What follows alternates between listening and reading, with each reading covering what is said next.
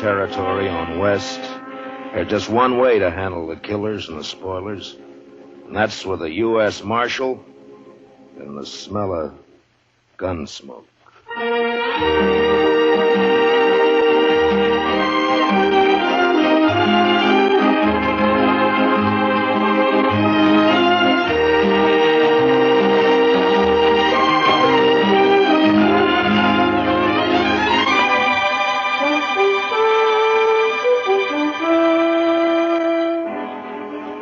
Gunsmoke, the story of the violence that moved west with young America. The story of a man who moved with it. Matt Dillon, United States Marshal.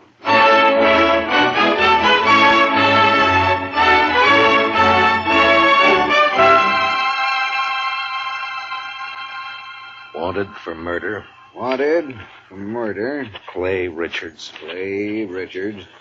Age 31. 31. Height 6 feet. Eyes brown. Hair red. Eyes brown, hair red.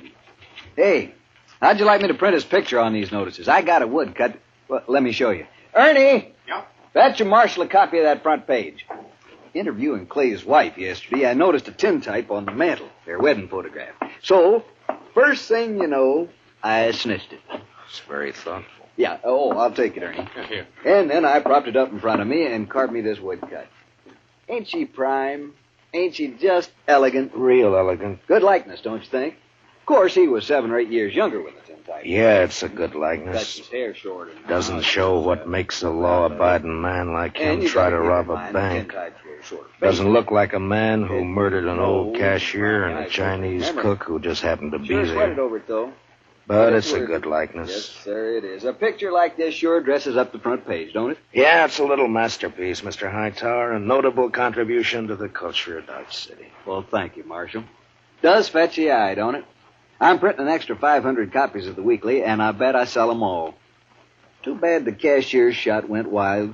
If he'd managed to kill Clay or even wing him, why, I bet I could sell 1,000 extra copies. We must be thankful for the blessings we do receive, Mr. Hightower. Oh, I am, Marshal, I am. Why, just before it happened yesterday afternoon, I didn't know what I was going to fill my columns with, and then, like manna from heaven, 2 murders and a bank robbery. Attempted bank robbery, Mr. Hightower. He turned and ran before he got his hands on so much as $1. Yes. Still, as you say, like man. Dillon, I'm talking business. What is it, Chester? Well, it can wait, I guess, Mr. Dillon. Yeah, print Clay's picture on those notices, Mr. Hightower. Oh, where were we? Eyes brown, hair red. Oh, yes. Also known as Red, Bricktop, and Sorrel. He didn't answer to no other nicknames, did he? No, that's what they called him. All right, then in big letters, $400 reward. Dead or alive. And at the bottom, apply Matt Dillon, Marshal, Dodge City. Print 200 copies. How soon can I send Chester over for him? This afternoon. Good morning, Mr. Hightower. Chester?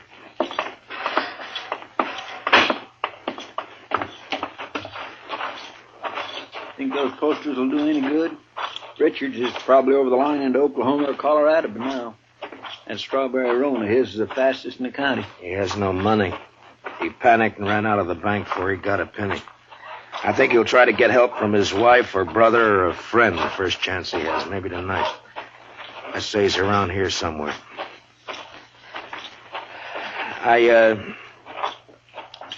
I'm sorry I turned on you like that, Chester. Why, that's all right, Mr. Dillon. Out all night with a posse, no sleep, man's bound to get touchy. No, it's not that. It's the way... It's the way people use a thing like this. The men riding posse last night, they enjoyed it as though they were hunting fox or possum. Hightower back there, he acts like it was a birthday treat, specially gotten up for him. Everybody finds a way to use it. What was it you wanted to tell me? Oh, I got a kid, a little boy, locked up in the cell. He run away from home back in Cottonwood. Ed Slade turned him over to me when he come through on the stagecoach just now.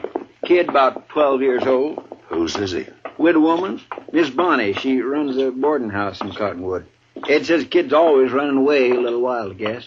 He flagged Ed for a ride on the road halfway between there and here. As soon as Ed seen him stand there with his bundle on his shoulder, he knowed what he was up to. So he told the kid he'd help him and then turn him over to us when he got here. All right, we'll send a telegram to the mother to come fetch you.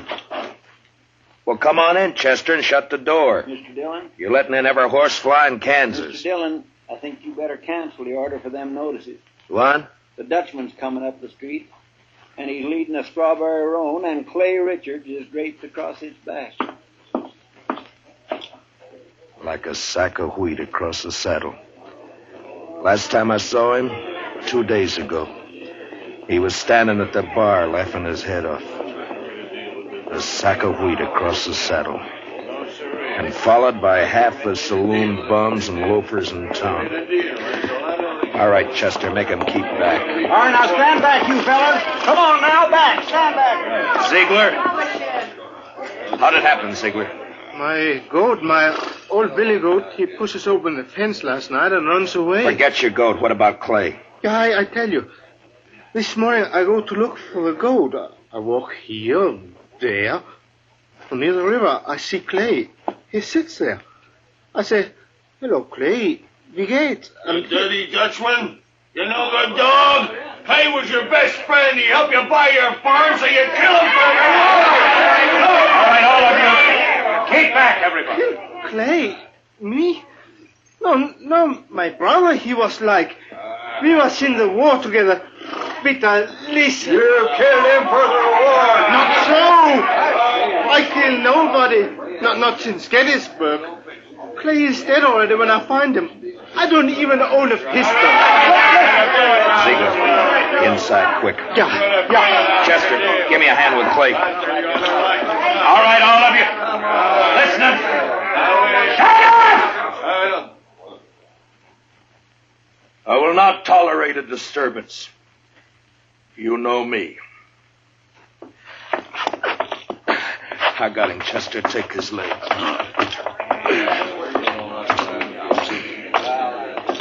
All right, kick the door shut. Marshal, I don't kill Clay. On this table, Chester.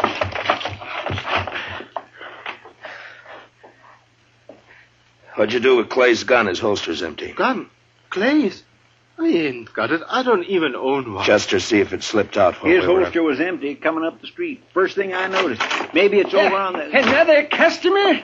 Why, that's 3 in less than a day. Oh, bountiful harvest. My fees this month will keep me in luxury. In luxury. Doc, I want to have an inquest as soon as possible. Well, as soon as I finish the autopsy, shouldn't take long with the practice I've had this week, huh? No. Late afternoon all right with you? I'll take him up to my office right now. No, thank you, Chester. I can carry him all by myself here. You just open the door there like a good fella and... Yeah, Marshal, tell the city fathers I'd like to make a deal when the corpses are as famous as this one. Back in 53 in San Francisco, a fellow I knew earned a fortune exhibiting the head of Joaquin Murrieta. Tell them if they'll let me keep the remains, I'll do the autopsies for nothing. Shut the door, Chester.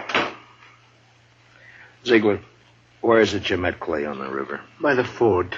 This side by the ford. Ride out there, Chester, and see if you can find Clay's gun. Maybe he dropped it when he was shot. I did not shoot Clay. Sure. I did not. I had no reason to. I did not. Now, you listen to me.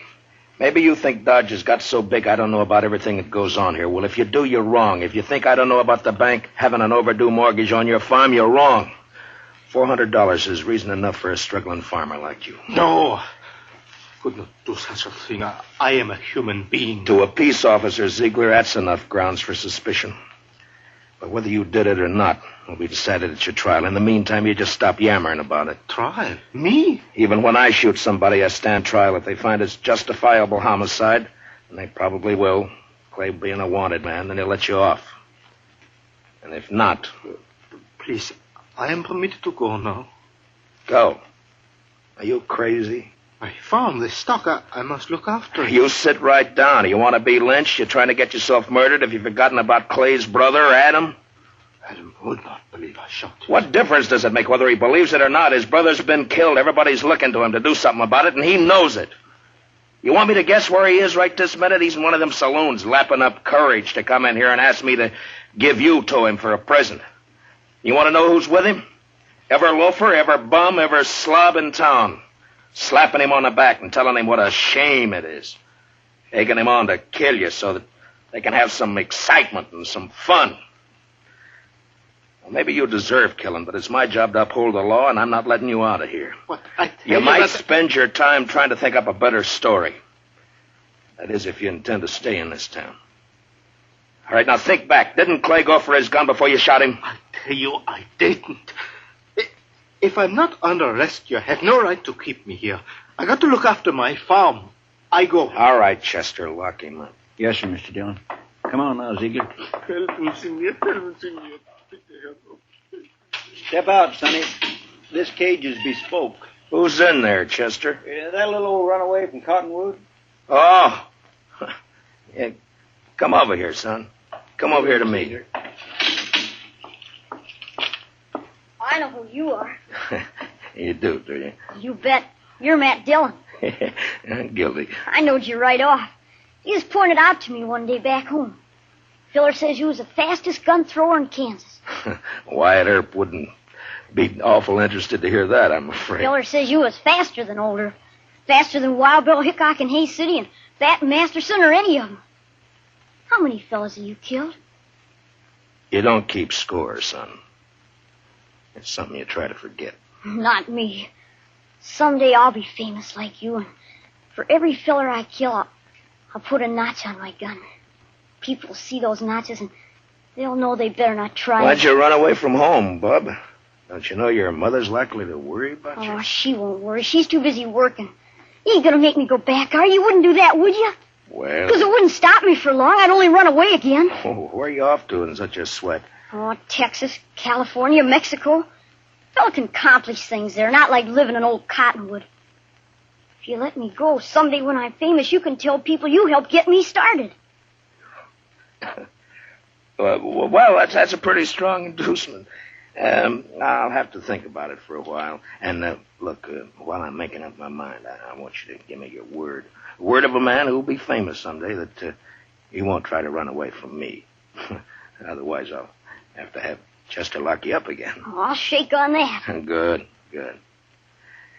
Chester, I want you to go look for Clay's gun. Yes, sir, Mr. Dillon. And on the way, stop off and send that telegram. You know? Hmm? Oh, that telegram. Yes, sir, Mr. Dillon. I'll do Where's that Ziegler? right. It's all right, Chester. Go ahead. Yes, sir, Mr. Dillon. Where's that murdering dog? Oh, there you are, you... Not a single step further, Adam. I want him, Dillon. He murdered Clay, shot him down without giving him a chance. How do you know? Because Clay wouldn't have let anyone catch him off guard except a friend. A friend. And now, Dillon, give me that Dutchman. Try to take him. It's like that? It's like that. And it's true what the fellas say. You made a deal with the Dutchman to give him the reward and to protect him if he'd kill Clay for you. That was the deal, was it? Yeah. The fellas say why I'd make such a deal? Dillon, it ain't no longer a secret around town that you and Francie want each other. But Clay was in the way. You had him killed so you could get his wife. Do you deny it? No. It'll serve as well as any other crazy story to work you up. You think you're safe behind that star, don't you? Well, Clay had friends, lots of them. I'm coming back with them friends, and we'll get the Dutchman and you and anyone else who tries to stop us. All right, Adam. I'll be waiting. Yeah. You wait.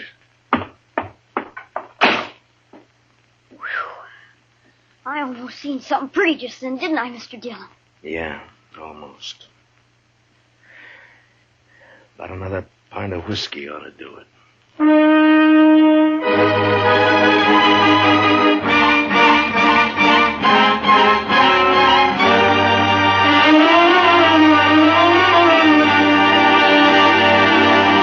We will return for the second act of Gunsmoke in just a moment, but first, many radio shows win high popularity with the prizes and cash they give away, but there's one show that's tops because the head man gives away as little as possible. What other radio program could it be but The Jack Benny Show, so be listening. Here's the second act of Gunsmoke.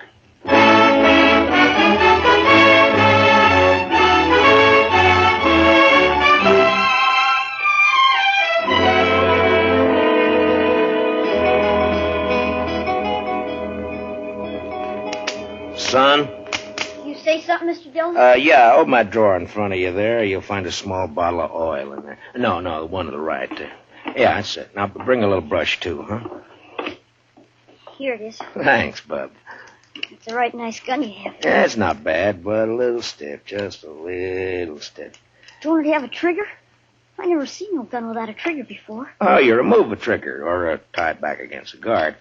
And all you have to do is thumb a hammer. Yeah, like that. It's faster. Yeah, that's better now. Remove the trigger. I'll remember that. What in the world for? Well, I remember everything you told me. About the Texas holster and the spring holster and the double roll and filing off the sight. It's just me, Mr. Dillon. Oh, any luck, Chester? No, sir, not any. I went to the store first and asked Mr. Denton what kind of ammunition Clay Richards used to buy, and he told me Clay had a double-action .44. I scoured that riverbank a half-mile each way from the ford, and not a sign of it. Yeah. I got that telegram off. You know who ought to be here pretty soon. It's only 7-8 miles from... Is that fire in town? Funeral services for Mr. Grinnell, the cashier. So soon? It's awful hot weather. Yeah.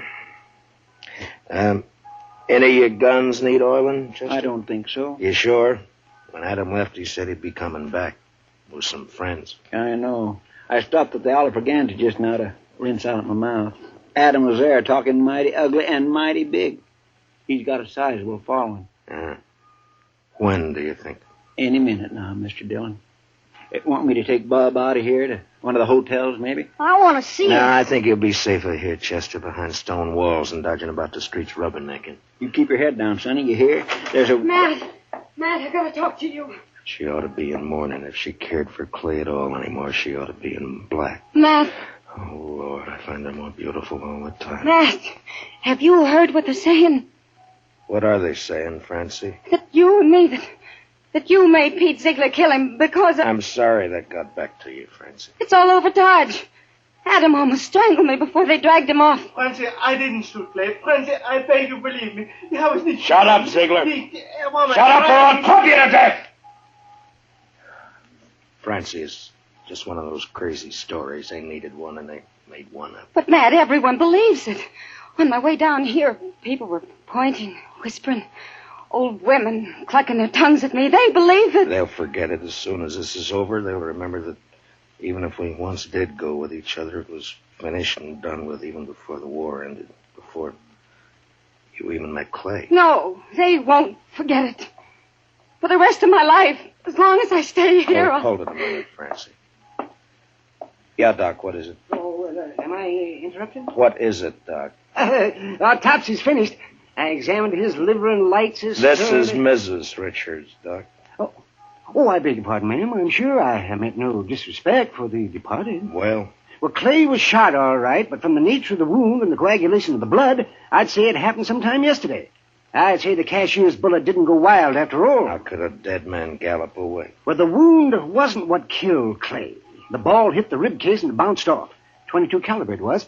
And what did kill him was the stab in the back, right through the spine, inflicted sometime this morning. Now, near as I can judge, by a small blade, 2 or 3 inches long. It could have been a Barlow knife. Thanks, Doc. Please accept my condolences, Mr. Richard. You call the inquest anytime you're ready, Marshal. Chester, close the door. You see, I didn't do it. I didn't shoot him. All right, I told then you that stabbed him, maybe. You said you never carried a gun.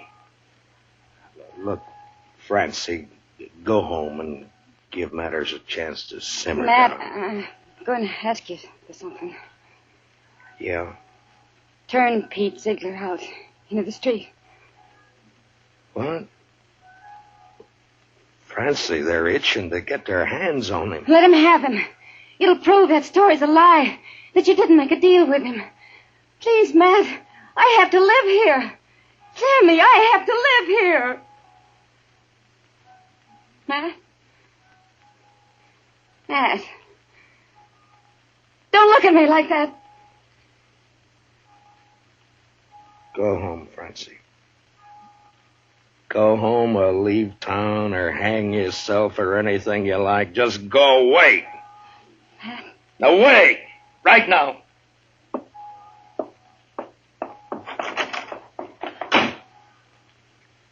I bought me a bottle at the Alafragans, Mr. Dillon. Would you care for a drink? No. Guess the funeral's over. There'll be others. Funny. No, I missed that bell. Awful quiet, ain't it? It's just what...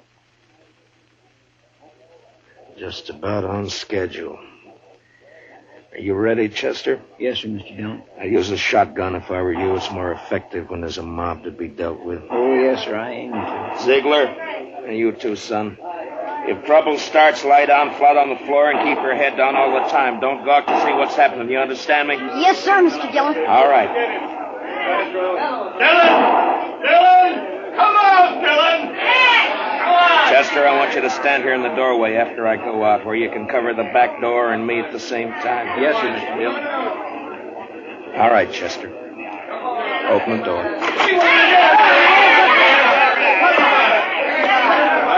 on now. It's my duty to warn all of you that you're in the breach of the peace. I've sworn to uphold the law. I've killed men in order to do it, and I'm prepared to do so again. Give us a Dutchman, Dillon. Men! I ask you to be sensible and to leave quietly. But if you refuse to listen to reason, if you insist upon being fools, if you've already decided to act like wolves instead of humans, then there's nothing I can say to make you change your minds. A Dutchman. All right, you want Peter Ziegler? Well, he's not more than 20 feet behind me, so come on and get him, any of you. One at a time or all at once. Come on. Which one of you wants to die first? You? You, Adam? Well, what do you say, Adam? You let him here. Don't let this star on my coat stop you. Come on. There, I'm not wearing it now. Well, come on, draw, Adam, draw.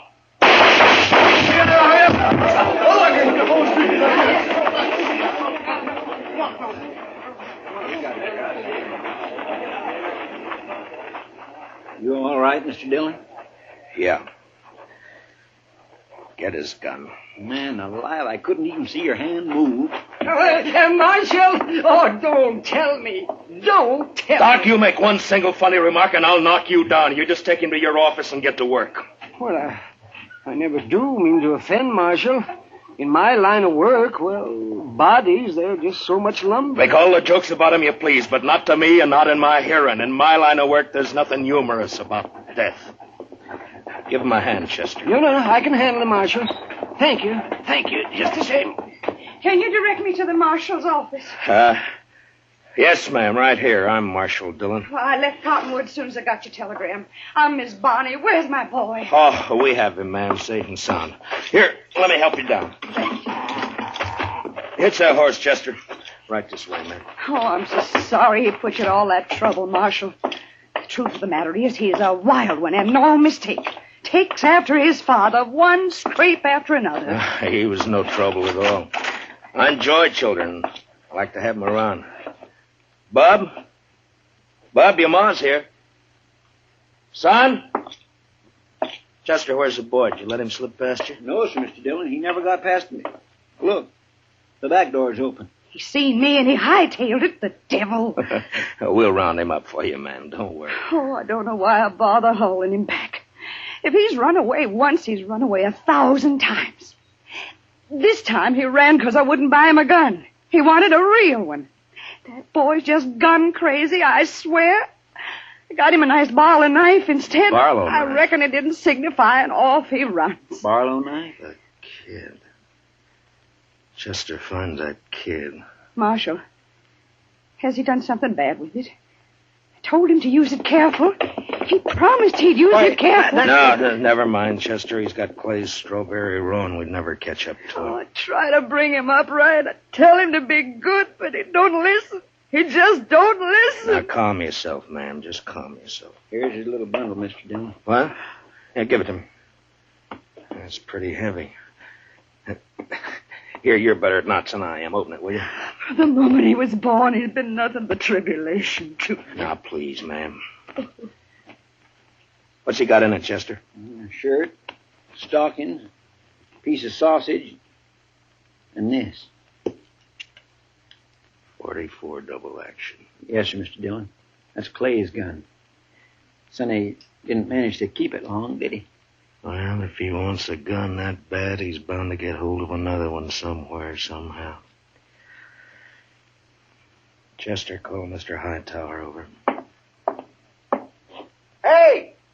Hey, Mr. Hightower! Oh. Come on over. Mr. Dillon wants you. Marshal, could I have please a drink of water? What? Oh, Ziegler, I forgot all about you. Chester, where are the keys? Yeah, right there on the desk.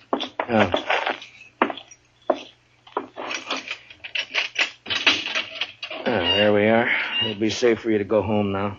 I can go back by the farm. Yeah, that's right. I'll send for you for the trial. Oh, danke schön. Danke schön. Watch where you're going, you dumb... Excuse me. Bitte. Yes, Marshal. Mr. Hightower, it appears that we can do business after all. Get some paper and a pencil. I want some notices printed. Fire away. Wanted for murder. Wanted for murder. What's the boy's name? Bonnie. William Bonnie. William Bonnie. William Bonnie. Age 12. Height about 5 feet. Hair light, eyes blue. Mm-hmm. I don't suppose he's known by any other name. I know. Everybody just called him Billy. Or the Kid. Also known as Billy. The Kid.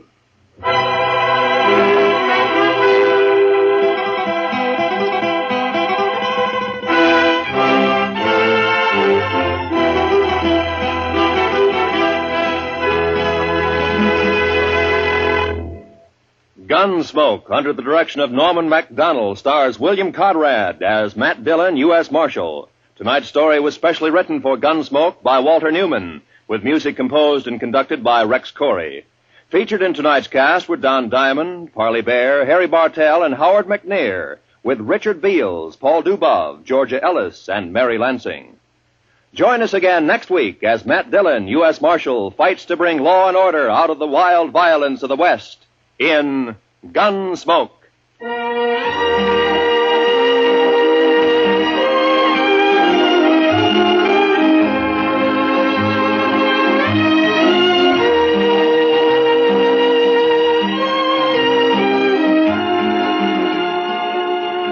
Those longtime favorites, Amos and Andy, are rising to new heights in their CBS radio series on Sunday nights. Heard on most of these same stations, Amos and Andy find trouble as constantly as ever and make it just as funny and as human as they have for more than 20 years. Be sure to hear Amos and Andy this Sunday, won't you? Right after the Jack Benny Show. This is Roy Rowan speaking. And remember, there's fast, funny quizzing on The Bob Hawk Show every Monday evening. This is the CBS Radio Network.